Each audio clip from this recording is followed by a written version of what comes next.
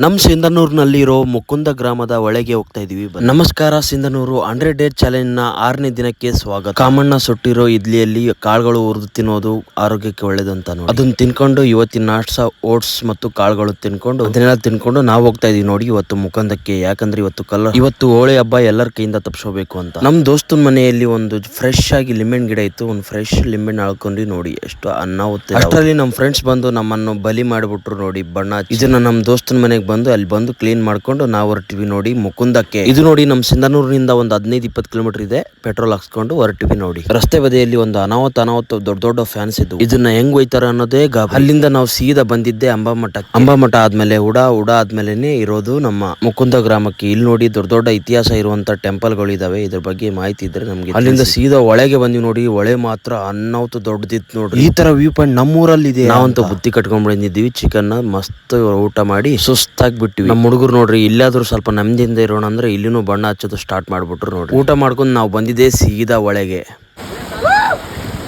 ನಾವಂತೂ ಹೊಳೆಯಲ್ಲಿ 2-3 ತಾಸಂತೂ ಅನ್ನಾವತ್ತು ಮಜಾ ಮಾಡಿದ್ವಿ ನೋಡಿ. ನೀರಲ್ಲಿ ಸುಸ್ತಾಗಿ ಆಡಿ ನಾವು ಹೊರಟ್ವಿ ನೋಡಿ ಸಿಂಧನೂರ್ಗೆ. ಬರುವಾಗ ಹೊಳೆಯಿಂದ ನೋಡ್ಬೋದು ಸನ್ಸೆಟ್ ಮಾತ್ರ ಅನ್ನಾವತ್ತು ಕಾಣ್ತಾ ಇತ್ತು. ಇದೇ ಹೊಳೆ ದಾರಿಯಲ್ಲಿ ಒಂದು ದರ್ಗಾ ಇತ್ತಂತೆ ನೋಡಿ. ನಾವು ಹೋಗಿದ್ದಿಲ್ಲ ದರ್ಗಾ ಹತ್ರ. ನೀವೇನಾದ್ರೂ ಹೋಗಿದ್ರೆ ಕಮೆಂಟ್ ಬಾಕ್ಸ್ ಅಲ್ಲಿ ತಿಳಿಸಿ. ಸನ್ಸೆಟ್ ಎಲ್ಲ ಎಂಜಾಯ್ ಮಾಡ್ಕೊಂತ ನಾವು ಬಂದು ತಲುಪಿದ್ವಿ ನೋಡಿ ನಮ್ಮ ಸಿಂಧನೂರ್. ವಿಡಿಯೋ ಯಾವ ರೀತಿ ಅನಿಸ್ತಂತ ಕಮೆಂಟ್ ಬಾಕ್ಸ್ ಅಲ್ಲಿ ತಿಳಿಸಿ. ಧನ್ಯವಾದಗಳು.